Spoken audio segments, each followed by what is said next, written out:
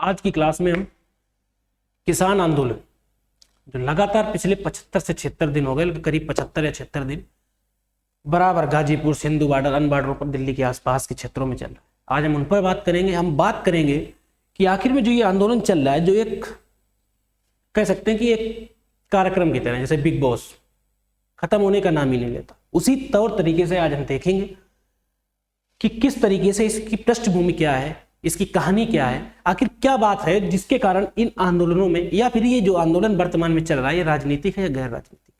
इस सब बातों पर आज हम चर्चा करेंगे। यकीन मानिए जो कुछ अंधभक्त हैं उनको थोड़ा धक्का लगेगा, और जो कट्टर आलोचक है उनको भी थोड़ा धक्का लगेगा। ये नियम हमारे हिसाब से या किसी भी हिसाब से आप इनको देखिए, जब आप इनको पढ़ते हैं तो 70 से 80% किसानों का समर्थन करते हैं, किसानों के पक्ष में, जबकि 20 से 30% जो इनमें कमियां हैं उनमें कुछ सुधारने की बात है, और कुछ सरकारों की मजबूरी है या सरकार की मजबूरी है जो इनमें सुधार नहीं कर सकते। उनके कारण सरकार के बजट पर एक एक्स्ट्रा ऑर्डिनरी बैठे जाएगा, जिसकी तुलना नितिन गडकरी जो है अपने जो माननीय कैबिनेट मिनिस्टर है उन्होंने बताया था 2015 के अपने अभिभाषण में कहा कि एक एक्स्ट्रा ऑर्डिनरी बैठे जाए किसी भी बजट पर। एमएसपी जब लाया गया, जो 3 कानून है उनमें से जब दूसरा कानून है, उन्हीं पर जब हम बात करते हैं एमएसपी पर, तो जब एमएसपी लाया गया तो एमएसपी कहीं ना कहीं फसलों को उगाने के लिए, अपने खाद्यान्न के उत्पादन के लिए लाया गया। लोगों को यह समझाने की कोशिश की गई कि आप कम से कम अपने खाने भर का उत्पादन करिए। वो स्थिति की मांग थी, वो उस समय की मांग थी। आज की मांग क्या है उसके अनुसार अगर देखोगे तो चीजें अलग हो जाती हैं। कहीं ना कहीं कुछ चीजें सही भी हैं, कुछ चीजें गलत भी हैं। उन सब पर हम बात करेंगे। हल्का फुल्का मजाकिया लहजा रहेगा जिन पर बात करने का, इसको कोई भी व्यक्ति अपने वर्चस्व या अपने दायरे से इसको नहीं देखेगा, ना अपने से कोई जोड़ेगा। हम वर्तमान सरकार के प्रबल समर्थक, लेकिन वर्तमान में जो चीजें होती हैं उनकी हम पढ़े लिखे होने के बावजूद हमें उन चीजों पर चर्चा करनी पड़ती है। उनके बारे में बात करेंगे। हम आपको बताएंगे जो 3 प्रमुख कानून हैं, उन सभी कानूनों पर।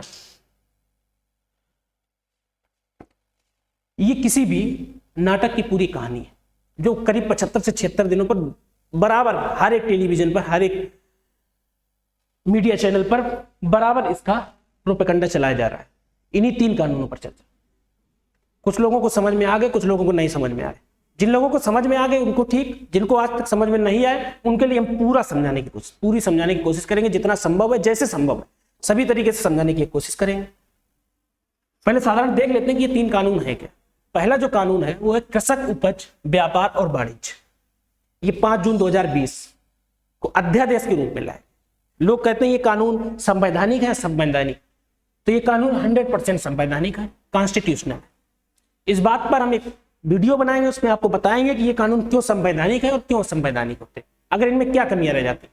लोगों का जो एक तर्क है उस पर हम बात कर लेते हैं। लोग कहते हैं कि इसमें वोट नहीं कराएंगे, तो राज्यसभा में जब इन पर वोटिंग नहीं कराएगी तो उसका कारण यह माना जा सकता है कि जो वोटिंग के लिए जो मशीनें लगी होती है राज्यसभा में, जहां पर सदस्य बैठते हैं, तो वो कोरोना की वजह से अलग अलग सीटों पर बैठे थे। जिस सीट पर बैठा, हर एक राज्यसभा हो लोकसभा हो, हर एक कैंडिडेट की अपनी सीट निर्धारित है। सीटों का अलग अलग होने की जो वर्तमान सरकार ने कारण दिया वोटिंग न कराने का, उसके बारे में हम बता रहे हैं। वो कारण सही भी है, क्योंकि एक सांसद के से दूसरे सांसद के बीच में गैप ठीक ठाक था, उनकी अपनी स्थिति बदल गई थी, उनकी अपनी बैठने की जो जगह थी वो जगह वर्तमान में जो होती हैं, जो पहले रहती नहीं, वो कोविड-19 की वजह से नहीं थी, तो इस कारण वोटिंग नहीं कराएगी। अगर वोटिंग कराई भी जाती और बाई चांस राज्यसभा में ये विधेयक, ये अध्यादेश पारित ना हो पाता, तो ये लोकसभा में पारित हो गया था, क्योंकि लोकसभा में अकेले ये करीब 340-43 के आसपास है।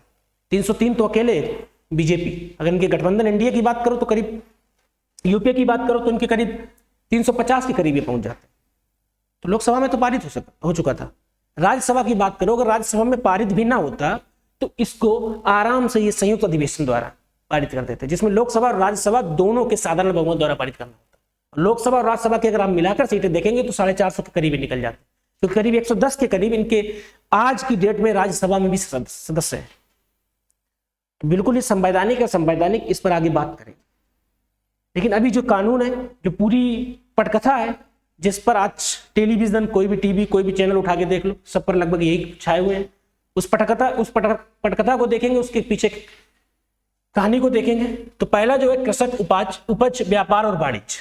उपज जो एग्रीकल्चर, इन पर हम विस्तृत बात करें, लेकिन इससे पहले हमको इन्हें साधारण रूप से देखना है कि इनमें है क्या, आखिर क्या समस्याएं आ रही। कृषक उपज जो एग्रीकल्चर, जो फार्मर की जो प्रोडक्ट है, जो वो उत्पादन करता है, उसके व्यापार और वाणिज्य की बात की गई।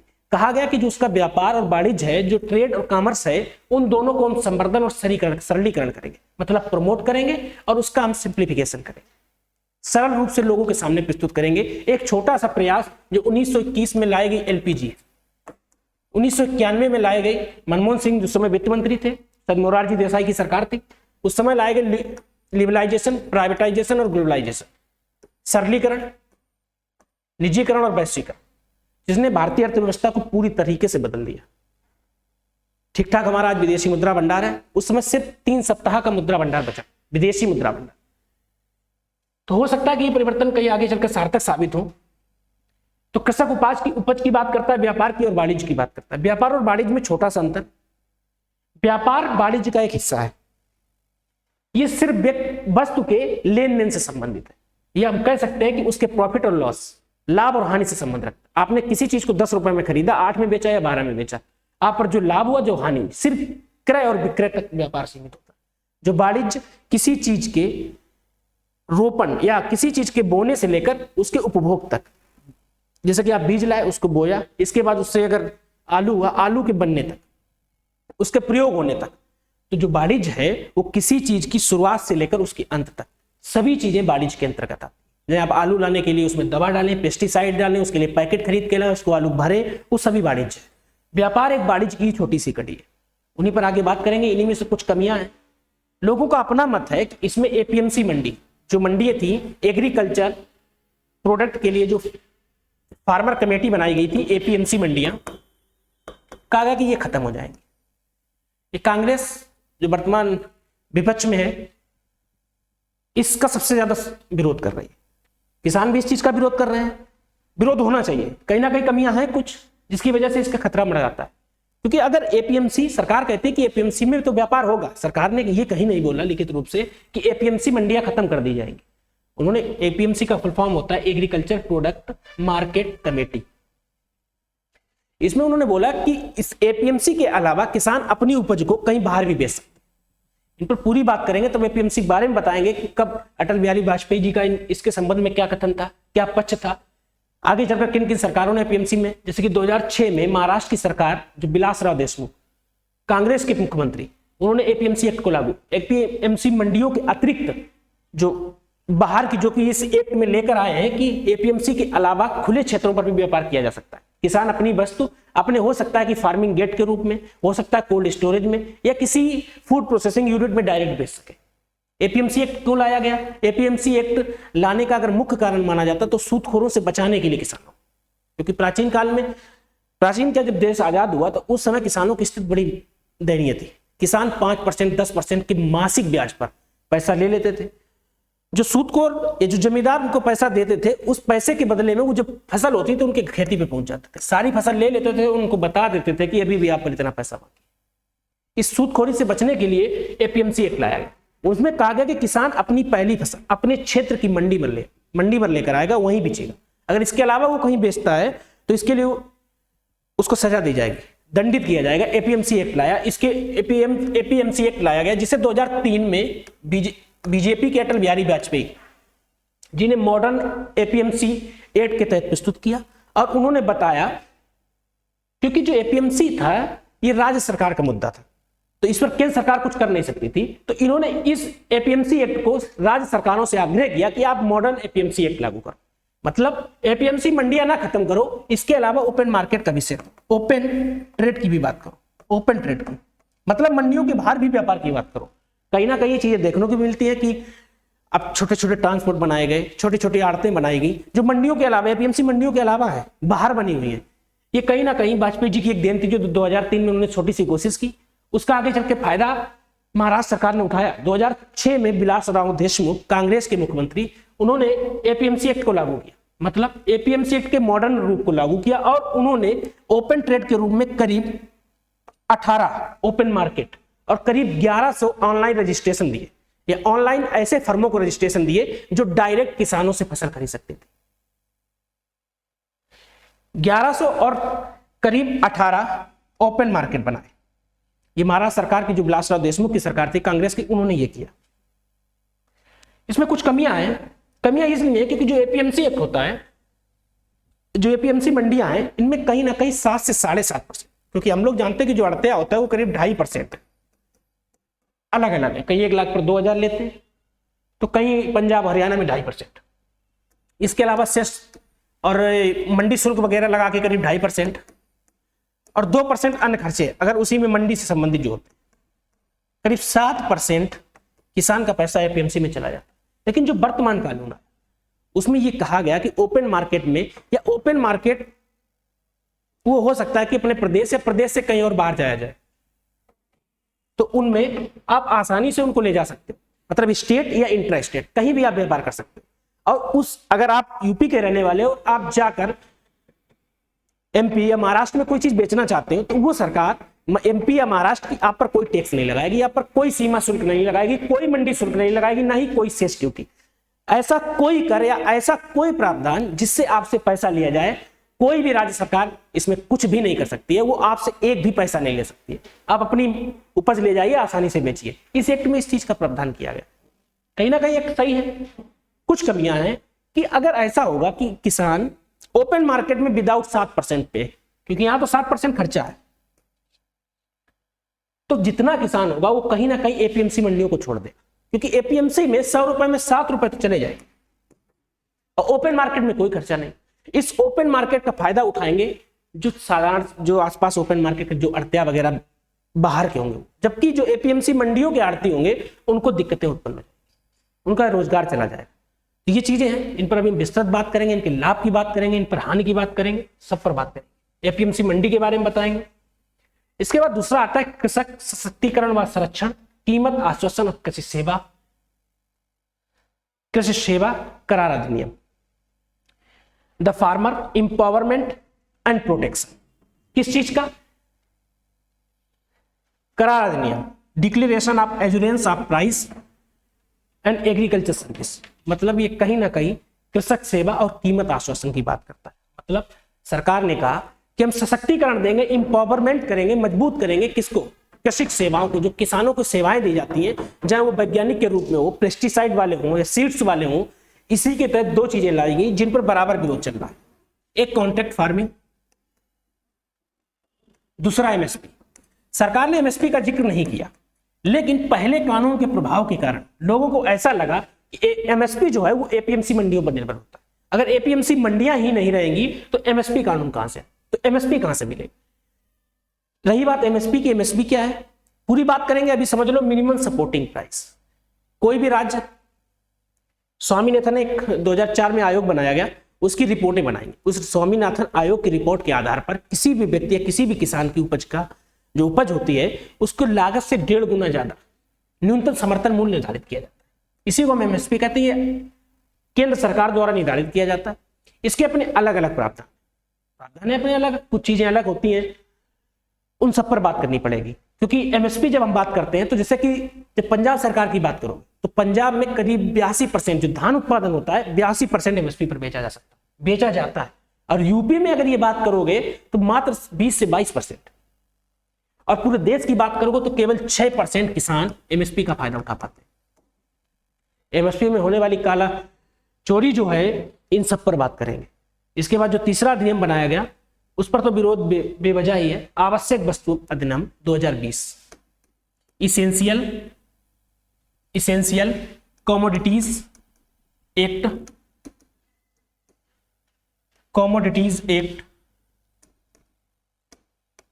2020। 1955 में जवाहरलाल नेहरू पूर्व प्रधानमंत्री, आवश्यक वस्तुएं अधिनियम से संबंधित, उन्होंने आवश्यक वस्तुएं अधिनियम के अंतर्गत कई चीजों को रखा, जैसे जो खान पान से संबंधित थी। उन्होंने बताया कि ये चीजों का अगर कोई भंडारण करता है तो उसको एक आपराधिक षड्यंत्र के, जिस प्रकार अपराध में सजा दी जाती है उसके तहत सजा दी जाएगी। अब उसके भंडारण की दर, भंडारण की क्षमता के अनुसार सजाओं का प्रावधान था, जिसके कारण क्या होता था, कई व्यापारी या कई बड़ी बड़ी कंपनियां कहीं ना कहीं कृषि उत्पादों से या आवश्यक वस्तुएं, जैसे कि जितनी भी आवश्यक वस्तुएं सभी कहीं ना कहीं कृषि उत्पादों से संबंधित है, उनके भंडारण से डरती थी। इसके कारण वो इनकी इंटरनेशनल मार्केट में वो कृषि उत्पादों को बनाकर बेच ही नहीं पाती, क्योंकि किसी भी चीज को उत्पादन या किसी भी चीज का इंटरनेशनल मार्केट पर प्रस्तुत करने से पहले उसके लिए आपके पास कुछ तो स्रोत होना चाहिए कि आगे चल के पता चला उसकी मार्केट बन गई, आगे चल के आपके पास चीजें उपलब्ध नहीं। तो कहीं ना कहीं आवश्यक वस्तुएं अधिनियम जो 2020 बनाया गया, इसमें कहा गया कि जो लोग भंडारण करना चाहते हैं वो आसानी से भंडारण करें। सिर्फ 3 परिस्थितियां बताई गई। एक बताया गया वार युद्ध की स्थिति हो या पेंडेमिक महामारी जैसे कोविड-19 आ गया। इसके अलावा हो सकता है कि अगर अकाल वगैरह आ जाए, फेमाइन वगैरह हो जाए। ये 3 चीजें बताई गई कि या तो युद्ध की स्थिति ना हो, या फेमाइन या अकाल की स्थिति ना हो, या फिर इसके अलावा आपदिक ना हो, प्राकृतिक आपदा, पेंडेमिक वगैरह जैसे कोविड-19 है, इस हिसाब से कोई आपदा ना आई। तो आप आराम से आवश्यक वस्तुओं की भरपाई कीजिए, आराम से उनका भंडारण कीजिए। ये आवश्यक वस्तुएं कौन कौन सी है बताएंगे, जैसे दलहन हो, तिलहन हो, जितने भी अनाज है सभी आवश्यक वस्तुओं की श्रेणी में रखे गए। इसमें 22+1 चीजों को रखा गया। जो एक है ये गन्ना है, इतनी चीजों को रखा गया, करीब 23 चीजों को आवश्यक वस्तुओं में रखा गया। ये तीनों कानून, इन कानूनों पर पिछले करीब 76 दिन से दिल्ली के आसपास के क्षेत्रों में आंदोलन चल रहा है। इस कथा को अगर लिखने का श्रेय दिया जाए तो कोई ये कथा 2-4 दिन की कहानी नहीं है, इसके पीछे एक लंबी कहानी। सबसे पहले एमएसपी की जब बात की गई तो एमएसपी की बात जब अपने यहां इंदिरा गांधी की सरकार में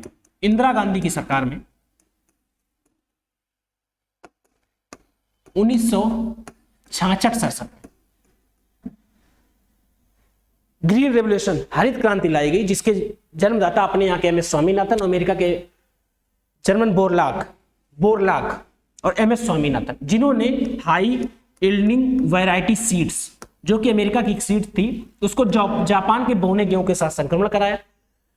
उसके बाद एक नई सीड्स उत्पन्न की जिसका भारत में उत्पादन किया गया, लेकिन लोग तैयार नहीं थे, क्योंकि इससे पहले 1962 का चीन युद्ध, 1965 और 1966 के लगातार 2 अकाल और 1965 का पाकिस्तान युद्ध, भारत की अर्थव्यवस्था पूरी तरीके से गड़बड़ा गई। सूखों के कारण किसानों की आर्थिक स्थिति बिगड़ चुकी थी, उनके पास ना तो पैसा था ना खेती करने के लिए साधन। तो इसके लिए इंदिरा गांधी ने कहा कि आप क्यों भैया, हम आपको मिनिमम सपोर्टिंग प्राइस, जो एक लक्ष्मीकांत जहां करके हुए उनकी समिति की सिफारिश के आधार पर कि किसान आखिर किस तरीके से इस बीज को अपने खेतों में बोएंगे, तो उन्होंने कहा एमएसपी दे दो, मिनिमम सपोर्टिंग प्राइस दे दो। मिनिमम सपोर्टिंग प्राइस क्या होगा कि जो उनकी लागत होगा उसका 1.5 गुना निर्धारित कर दो पहले से, कि हम आपको इतना कम से कम दें। तो इसी एमएसपी पर आज तक बहस जारी है। इस एमएसपी को लागू किया गया क्योंकि ग्रीन रेवोल्यूशन, हरित क्रांति पश्चिमी उत्तर प्रदेश, पंजाब और हरियाणा के क्षेत्रों में ज्यादा प्रभावशाली, तो वहां पर एमएसपी का चलन बहुत ज्यादा है। आज तक एमएसपी पर लगभग 82% फसलें पंजाब और हरियाणा में बेची जाती। राइस, जब गेहूं की बात करोगे तो करीब 70% पंजाब और हरियाणा का किसान गेहूं जो है एमएसपी पर बेच देता है। इसीलिए जब एमएसपी पर आया तो उन्हें लगा कि पंजाब और हरियाणा की इकोनॉमी पूरी तरीके से धराशायी हो जाएगी, क्योंकि वहां की इकोनॉमी जो है वो पूरी तरीके से, जो किसानों की इकोनॉमी है, जो किसानों की अर्थव्यवस्था है, वो पूरी तरीके से चावल और गेहूं पर निर्भर। इसी कारण पंजाब और किसान के सर्वाधिक लोग इस आंदोलन में भागीदार। इसके बाद जब हम बात करेंगे कि इस पटक कथा को लिखने की इंदिरा गांधी के बाद आगे सरकार चलती गई, एमएसपी पर बात नहीं की, क्योंकि कोई ना कोई राजनीतिक मुद्दा बनता जाता। इसके बाद जो एपीएमसी एक्ट नेहरू के समय आया था, उस पर 2003 में वाजपेयी जी ने बात की। 2003 में वाजपेयी जी ने बात की। 2006 में विलासराव देशमुख ने इसी मॉडर्न जिन्होंने एपीएमसी एक्ट लाया उसको लागू कर दिया। उसका बहुत अच्छा रिजल्ट है। महाराष्ट्र में देखने को मिला है कि करीब 22% मात्र ओपन मार्केट व्यापार हो रहा है, जबकि करीब 28% आज भी, 28% ओपन मार्केट और 72% करीब आज भी इन्हीं एपीएमसी मंडियों द्वारा किया जाता है। बिहार में एपीएमसी मंडियां खत्म हो गई राजनीतिक वर्चस्व के कारण, लेकिन आज तक महाराष्ट्र में ये मंडियां हैं। 2003 में जो वाजपेयी सरकार आई, वाजपेयी सरकार के बाद 2012 में 2013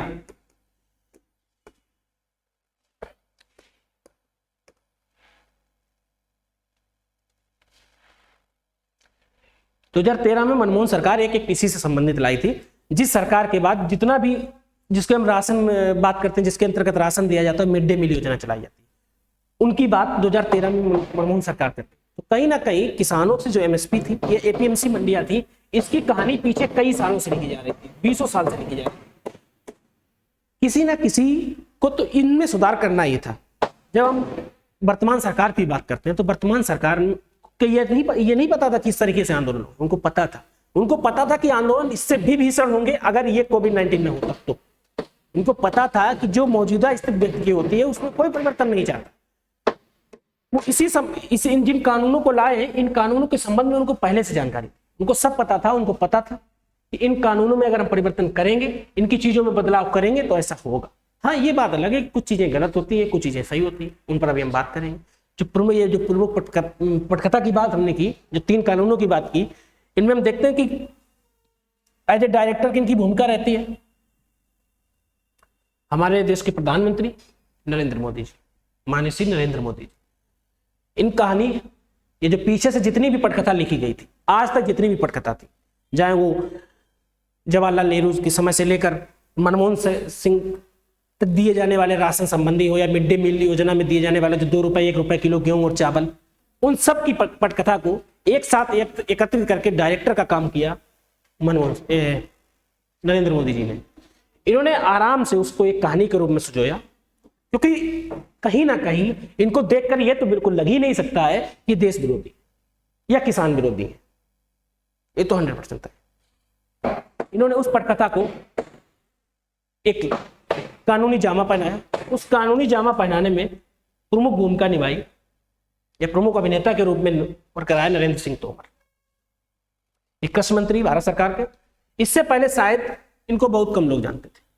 इनके अपने क्षेत्र एमपी वगैरह में तो लोग जानते होंगे, लेकिन ज्यादातर लोग इनके बारे में नहीं जानते।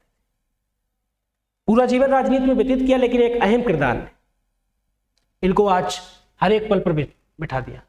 देर अबेर हर एक कानून, कोई भी कानून देश में बना हो, सब में मुख्य भूमिका निभाने वाले इसमें कहीं ना कहीं थोड़ा बहुत एक झलक दिखाते हैं। बीच बीच में बात करते रहते हैं, क्योंकि अपने हमारे यहाँ के गृह मंत्री उतनी ही भूमिका अदा कर रहे हैं, इससे ज्यादा इन पर बात नहीं करते। राकेश टिकैत, जो वर्तमान आंदोलन है उसके प्रमुख प्रणेताओं में अगर आप गिनती करो तो राकेश टिकैत कोई छोटी मोटी हस्ती नहीं। इनके बाबा महेंद्र टिकैत, देख नहीं पा रहे, महेंद्र टिकैत, जो कि किसान आंदोलन से संबंधित रहे। 26 जनवरी को जो खत्म हो चुका आंदोलन को एकदम नई आग देने की कोशिश पूरी तरीके से सफल हुई, और आज ये आंदोलन चरम पर है।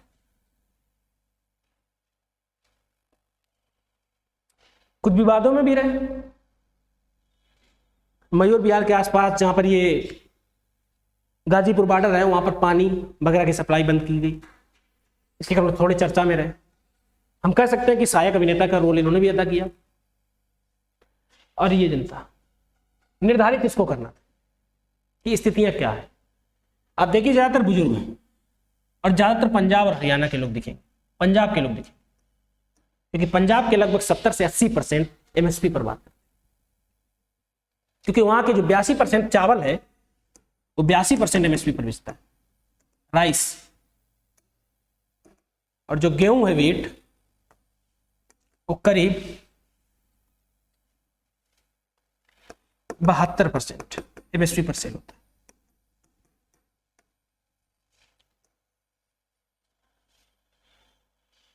अब बात यह आती है कि आंदोलन क्या है।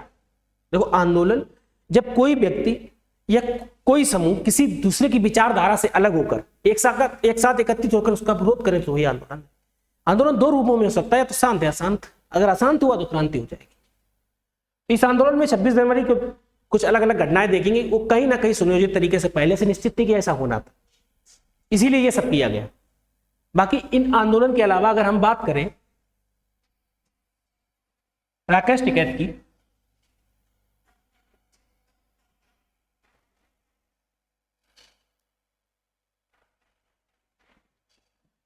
इस आंदोलन से पहले इनकी फोटो भी मोदी जी और अमित शाह के साथ, लेकिन दीप सिद्धू उसकी फोटो थी। पूरी तरीके से इस आंदोलन में वो भागीदारी था, उसने कहीं ना कहीं इसमें मुख्य भूमिका निभाई, इस आंदोलन को भड़काने की कोशिश की। खैर, अब धीरे धीरे रास्ते पर आ रहा। आंदोलन करना किसी भी लोकतांत्रिक देश की एक ऐसे गुण को दर्शाता है जो लोकतंत्र को एक महान आत्मा के रूप में, आप कह सकते हैं कि लोकतंत्र को एक महान प्रभुत्व के रूप में स्थापित करता है। तो आंदोलन करना कहीं का विरोध नहीं, कहीं की बुराई नहीं होनी चाहिए। वो बात है कि जो आंदोलन है वो लोकतांत्रिक तरीके से, उस आंदोलन में अशांति को न जगह मिले, उसकी जगह शांति को ज्यादा जगह मिले। मोदी जी ने इस बात का जिक्र भी कल किया। उन्होंने कहा कि बूढ़े बुजुर्ग जो व्यक्ति हैं उनको अपने घर भेजिए, आप आराम से। चलिए अच्छा है, इस बात को देखते हैं। अब जो कानून है जिन पर विरोध चल रहा है इन पर बात करें तो हमने देखा कि जो डायरेक्टर है वो मोदी जी हैं, प्रमुख अभिनेता नरेंद्र सिंह तोमर, विलेन का किरदार निभाया राकेश टिकैत ने, सहायक अभिनेता के रूप में योगी जी और अमित शाह। इन सब पर हमने बात करी। कहीं ना कहीं इनका पूरा वर्चस्व, इनको सब पता है कि चीजें कुछ गलत भी होती है, कुछ सही भी होती है। ये जो नियम या कानून इस सरकार में आए, ये किसी ना किसी सरकार में तो करने पड़ते, क्योंकि जो चीजें इन्होंने की, ये आज लोकतंत्र की सबसे मजबूत सरकार भारत में, हमें लगता है कि नेहरू के बाद सबसे मजबूत सरकार नरेंद्र मोदी जी की। अगर ये ना कर सकते तो शायद आगे चलकर कोई ना इसको कर सकता, लेकिन हाँ वो इनके करने का तरीका अलग था। कहीं ना कहीं इनकी ये कमियां रही कि इन्होंने किसानों से बात नहीं की, उनके संगठनों से बात नहीं की, निचले स्तरों पर बात ना हो सकी। इसकी वजह से ये आंदोलन की वजह बनी। अगर ये बात भी करते तो शायद ये आंदोलन कुछ हल्का होता, कुछ कम होता, कुछ लोग पक्ष में होते, लेकिन बात ना करने के कारण ज्यादातर लोग आज विरोध में है। जबकि मेरा अपना मानना है कि करीब 70 से 80% ये कानून किसानों के समर्थन में। जहां पर इनका विरोध है उन पर चीजों की सुधार की बात करेंगे, हम उनके सुझाव की बात करेंगे। हम सबसे पहले तीसरा कानून आवश्यक वस्तुएं अधिनियम देखेंगे, क्योंकि कहीं ना कहीं जब पहले कानून की बात करोगे तो उस पर हम एपीएमसी मंडियों की बात करेंगे, दूसरे में हम एमएसपी और कॉन्ट्रैक्ट फार्मिंग की बात करेंगे। तो इन सबके लिए हमें वस्तुएं तो होना आवश्यक है, क्योंकि हमारे पास कोई ना कोई प्रोडक्ट होना चाहिए। और सबसे पुराना अगर कोई अधिनियम है जिस पर आज चलकर संशोधन किया गया, वो आवश्यक वस्तुएं अधिनियम, इनिशियल कमोडिटीज एक्ट करके जो 2020 में लाया गया 5 जून 2020 को। 1955 में जवाहरलाल नेहरू ने एक एक्ट पारित किया। उन्होंने बताया कि जो आवश्यक वस्तुएं हैं, जैसे कि वो फ्रूट्स हो, वेजिटेबल्स हो या अनाज हो, उनके भंडारण पर पूरी तरीके से रोक लगा दी गई। अगर आप इनका भंडारण करते हो तो उसे दंडनीय अपराध माना जाएगा और इसे एक कृत आपराधिक श्रेणी की दंडनीय अपराध माना जाएगा। ये 1955 में जवाहरलाल नेहरू सरकार में आया कि आवश्यक वस्तुओं के भंडारण पर पूरी तरीके से रोक लगा दी गई। इसके बाद आगे क्या हुआ इसको देखना पड़ेगा कि जो एक्स्ट्रा ऑर्डिनरी कंडीशन है,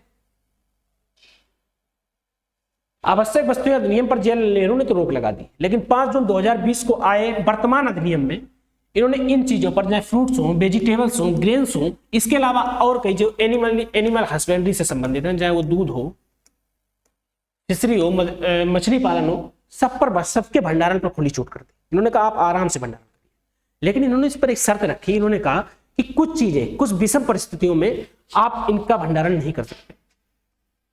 कौन कौन सी विषम परिस्थितियां? इन्होंने कहा युद्ध हो सकता है, महामारी हो सकती है, युद्ध हो, महामारी हो, इसके अलावा अकाल हो, अकाल की या फेमाइन की स्थिति हो, या वार युद्ध की स्थिति हो, या नेचुरल कैलेमिटी हो, या फिर हो सकता है कि आपने जिस चीज का भंडारण आज किया है वो 10 रुपए किलो थी और 1 साल बाद वो 15 रुपए किलो हो गई।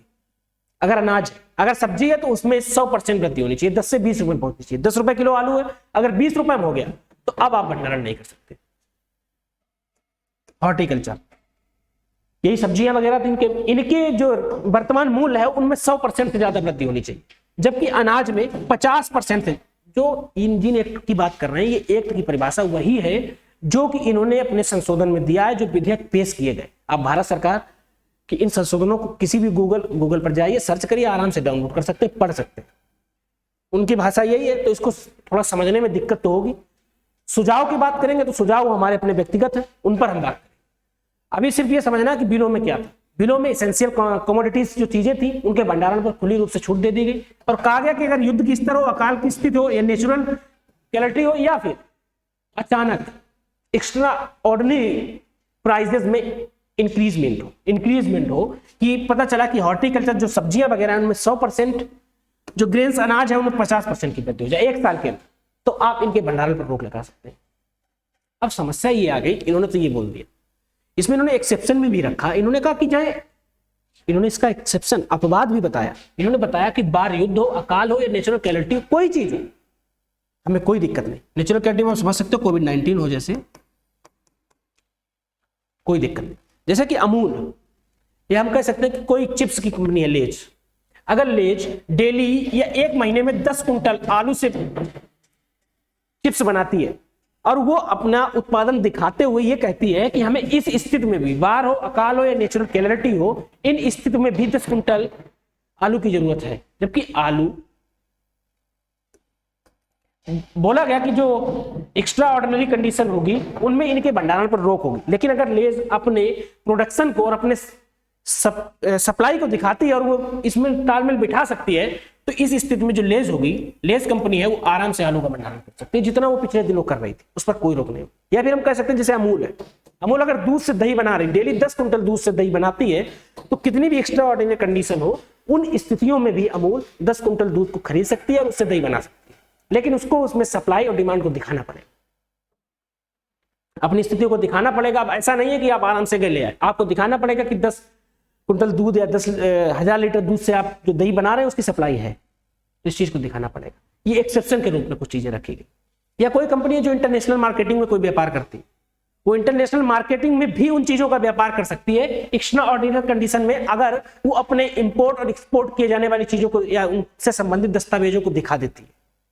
ये कहीं ना कहीं गलत लगा। अभी बात करते हैं इनकी कमियों पर भी बात करेंगे।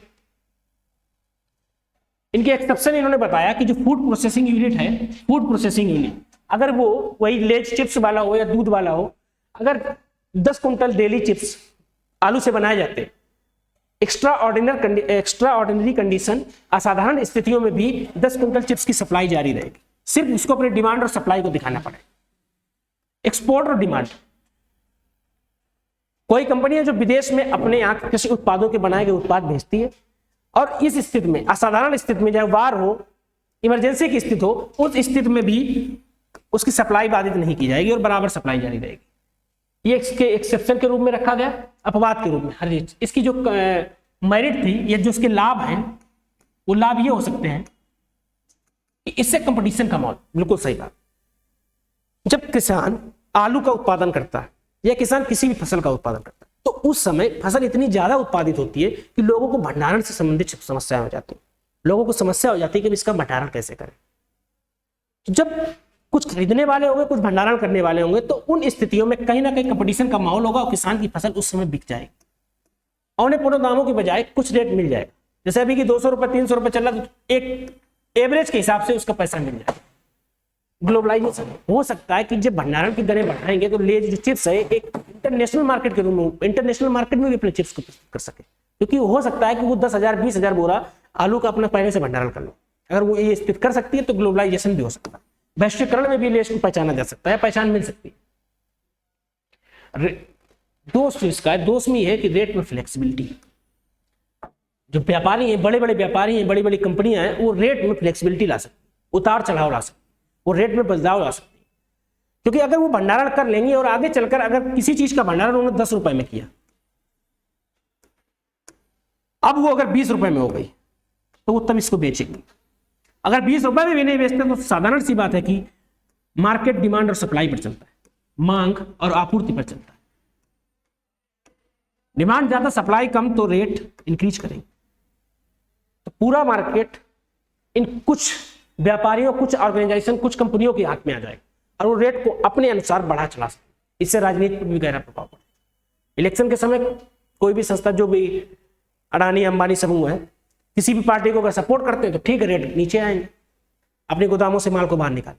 अगर पार्टी को हराना चाहते हैं, उसके विपक्ष में जाना चाहते हैं, तो रेट को फ्लेक्सिबल कराएंगे, रेट को बढ़ाएंगे। इसके बाद जो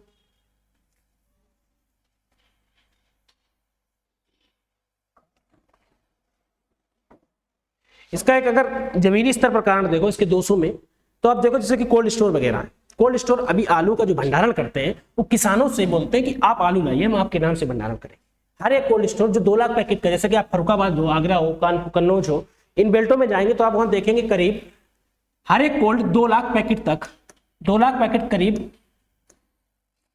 कई कुंटल हो गया, 2 लाख पैकेट, एक पैकेट 55 किलो का होता है, 2 लाख पैकेट का भंडारण कर सकता है। इन 2 लाख पैकेटों में 1.5 लाख करीब किसानों का पैकेट और 50,000 व्यापारियों और कोल्ड मालिक का पैकेट। क्योंकि अभी तक ये कानून ना होने की वजह से ये जो व्यापारी और जो कोल्ड मालिक थे, ये आलू के जो पैकेट हुआ करते थे वो अपने कर्मचारियों के नाम डालते थे, क्योंकि कोल्ड उनका था, आराम से डाल देते थे। अब भंडारण में छूट होने के कारण ये कोल्ड स्टोर मालिक क्या करेंगे, क्योंकि इनको जब 1.5 लाख पैकेट लाना होता तो 1.5 लाख पैकेट लाने के लिए ये 120 रुपए के हिसाब से, 100 रुपए के हिसाब से किसान को बिना ब्याज के पैसा देते। कहते हैं आप मेरे कोल्ड में लाइए, हम आपको खर्चा देंगे, 100 रुपए के हिसाब से एक पैकेट का पैसा हम आपको देंगे, आप जाइए और अपने आलू लेकर आइए हमारे कोल्ड में। किसान जाता है। इसके लिए करीब अगर 1.5 लाख पैकेट आएगा तो 100 रुपए पर पैकेट, आप जोड़ सकते हो करीब 1.5 करोड़ रुपए ये किसानों को इसी तरीके से मुफ्त में दे देते हैं। और जबकि 50,000 पैकेट खुद खरीद कर भरते हैं। जब किसानों को रखने की क्षमता होती है, जब किसानों के पास ऑप्शन होते हैं, तो उस समय वो चीजों को सस्ता करके नहीं बेचते। लेकिन यदि यही ऑप्शन नहीं होंगे और उत्पादन बहुत अधिक हो, तो जो आज 400 में खरीद कर 50,000 पैकेट भर रहे हैं, हो सकता है 200 में खरीद, क्योंकि किसानों के पास ऑप्शन नहीं होगा। क्योंकि जो अभी तक कोल्ड स्टोर अपना भंडारण खुद नहीं कर सकते थे, 2 लाख पैकेट खुद नहीं भर सकते थे, उनको जवाब देना होता। लेकिन अब तो उस पर खुली छूट है, तो आसानी से करेंगे। वो कहेंगे कि ये 1.5 करोड़ यहाँ क्यों दोगे, इस रेट को गिरा दो ना, 300 कर दो। अब हमको 2 लाख के लिए 6 करोड़ पैसे, पहले भी हम जब 400 में खरीदते थे तो 50,000 पैकेट के लिए करीब हमें 2 करोड़ और 1.5 साढ़े 3 करोड़ रुपए खर्च करना। अब हम इसी मार्केट को डाउन करेंगे, ये 1.5 लाख पैकेट 300 रुपए के हिसाब से 4.5 करोड़ के हम खरीदेंगे। जो बाकी बचे हुए हैं, जो 1.5 करोड़ रुपए हम उनको देते थे, उस 1.5 करोड़ से जो अपना खरीद रहे थे वो खरीदेंगे। अब वो 6 करोड़ के आसपास में अपना कोल्ड खुद से भर लेंगे। मारा कौन गया? किसान। क्योंकि जो 2 लाख पैकेट का ये किसी भी व्यापारी या किसी भी कोल्ड मालिक की, जैसे हम बात करते हैं, कोल्ड मालिक 2 लाख पैकेट, अभी उसका क्या होता है कि कम से कम 1.5 लाख जो पैकेट है वो किसान को, किसान जो 50,000 पैकेट है वो व्यापारी, कोल्ड स्टोर मालिक इन 50,000 पैकेटों को अपने नाम से या अपने कर्मचारियों के नाम से रखवा देते थे कोल्ड, जिससे कि शासन को ये लगता था कि ये जो पैकेट 50,000 रखे गए हैं, जो 2 लाख भरे गए हैं, उसमें से 1,000-2,000 कोल्ड मालिक के होंगे, बाकी तो किसानों के। ऐसा नहीं होता था। 50,000 किसान, 1.5 लाख पैकेट तो किसान के होते थे, लेकिन 50,000 में कहीं ना कहीं 20 से 25,000 व्यापारियों के और 10 से 15,000 कोल्ड स्टोर मालिक के और 5,000 जो कर्मचारियों के नाम होते थे वो भी कोल्ड मालिक के। अब इस 1.5 लाख पैकेट को लाने के लिए इनको 100 रुपए बिना किसी ब्याज, जबकि सरकार से 2%, 3%, 4% जिस हिसाब से ब्याज दिया जाता हो, सरकार ब्याज लेती है, बैंक ब्याज लेती है 6%, 5% पर पैसा लेके किसानों को मुफ्त में 100 रुपए प्रति पैकेट के हिसाब से 1.5 लाख भरने के लिए करीब 1.5 करोड़ रुपए देते थे। और फिर ये कुछ खरीदते भी थे। मान लीजिए कि मार्केट में उस समय 400 का रेट होगा, तो 400 के रेट से अगर ये खरीदेंगे पर पैकेट 2 करोड़ का ये आलू खरीदते थे। ये करीब 3.5 करोड़ रुपए इस समय खर्च करते थे सिर्फ कोल्ड बनने के लिए। इस 3.5 करोड़ के अलावा जो 100 रुपए फंसा, ये करीब 12 महीने के लिए। इस पर करीब 6 से 7 लाख रुपए तो ये साल में ब्याज भरेंगे बैंक का, जो 6% या 7% पर जितना भी कमर्शियल रेट बैंक का हो उस पर ये ब्याज भरेंगे। तो करीब 4.5, 3.5, करीब 360 के आसपास 1 करोड़ को भरने में खर्चा। अब देखिए अब क्या होगा। अभी तक इनके पास ऑप्शन होते थे कि आराम से किसान चाहे तो कोल्ड ले जाए, चाहे तो अपनी चीज बेचे। लेकिन जब भंडारण को खुली छूट दी जाएगी तो ये कोल्ड स्टोर मालिक बोलेंगे कि 3.5 करोड़ तुम पहले खर्च करते थे। अब हम क्या करेंगे, अब हम लेज कंपनी से जो कि आलू खरीदती है, जो ऐसी कंपनियां जो आलू से उत्पाद बनाती हैं, उनसे हम करार करेंगे। हम उनसे कहेंगे कि हम किसानों से जो एक पैकेट के बदले भाड़ा लेते हैं वो 120 रुपए पैकेट लेते हैं। अब आप हमें ये 120 रुपए पैकेट की जगह 115 रुपए पैकेट दीजिए, लेकिन ये हमें एडवांस में दे दीजिए। हम आपका 50,000 पैकेट अपने कोल्ड में रखते, आप ये 115 रुपए के हिसाब से हमको एडवांस में दे दो, कोल्ड वाली बोले। क्योंकि किसान तभी पैसा देता था, जो 100 रुपए लेकर गया वो और 120 रुपए ये तभी वापस करता था जब उसका आलू बिकता था। लेकिन अब क्या बोलेगा कि आप हमको कुछ जरूरत नहीं, आप 115 रुपए उल्टा होगा, जो कोल्ड स्टोर मालिक है वो लेज से कहेगा कि आकर हमसे 115 रुपए के हिसाब से थोड़ा पैसा अभी दे दो, हो सके तो थोड़ा बाद में दे देना। गोल्ड मालिक कहेगा चलो ठीक है। उसने कहा 50,000 पैकेट का भंडारण करेंगे, तो उसने कहा ठीक ले लो। 115 के हिसाब से हम कहते हैं 1 लाख पैकेट के लिए तो करीब 1 करोड़ 15 लाख। ये गोल्ड मालिक किसी भी उत्पादक, किसी भी कंपनी से जो बड़े बड़े हैं, जिससे आलू से जो अन्न उत्पाद बनाते हैं, या कई प्रकार के अनाज हैं जिनसे अन्न उत्पाद बनते हैं, जैसे कि अगर जौ की बात करो, उससे बियर बनाते हैं, तो बड़ी बड़ी फैक्ट्रियां हैं जहां पर जौ का भंडारण होगा, उनसे पहले से करार कर लेंगे। करार करने के बाद 1.5 करोड़ 2 करोड़ रुपए उन्होंने इकट्ठा किया, और प्लस जो 3 करोड़ 3.5 करोड़ खर्च करते थे, उससे अब गोल्ड अपना पूरा भरेंगे। सिर्फ 50,000 या 1 लाख पैकेट, सिर्फ इसी पैकेट की बात लेस की होगी, बाकी कोल्ड ड्रिंक का अपना खुद कवर होगा। घाटा किसको? किसान। क्योंकि जो मार्केट में उस समय, क्योंकि 3 रास्ते होते थे। दूसरा, एक तो किसान मार्केट ले जा सकता था, दूसरा उसका घर में भंडारण कर सकता था 1-1.5 महीने तक, और तीसरा वो कोल्ड स्टोर में रख सकता था 6 महीने 7 महीने 1 साल के लिए आराम से।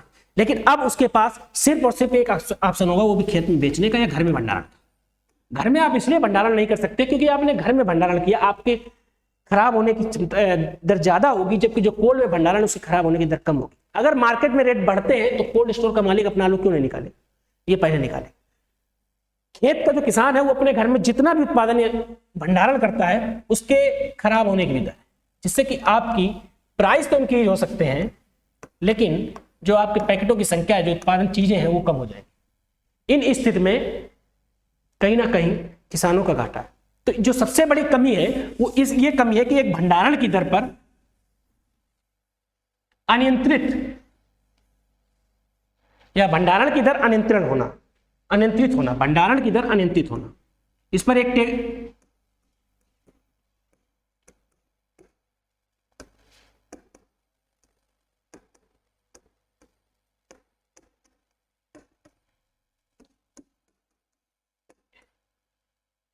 सबसे बड़ी कमी है। इसको हो सकता है कि रोक लगाया जाए कि जो जिस हिसाब से आपके पास आपके खेत हैं, या जिस हिसाब से आप कंपनियां चलाते हैं, उस हिसाब से ही आप बताया जाए कि आप इतना भंडारण कर सकते हैं। इन चीजों में सुधार किया जा सकता है। बाकी बस ये नॉर्मल ठीक है, लेकिन आगे चलकर भविष्य में इन समस्याओं का सामना आम आदमी या किसान को करना पड़ेगा। जो शेष रहे 2 एक टाइम उन पर हम आगे बात करेंगे।